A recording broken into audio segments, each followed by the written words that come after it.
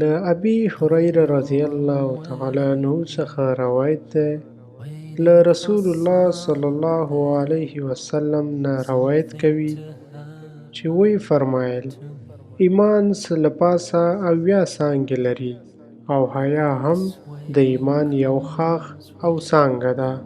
Trials and challenges, nothing in life is free.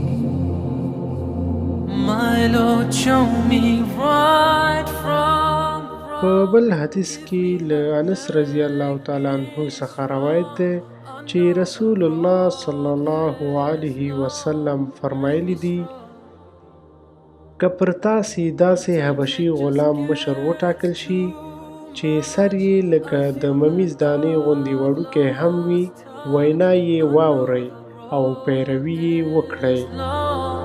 make me strong.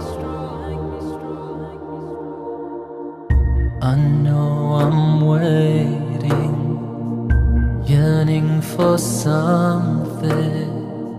something known only to me.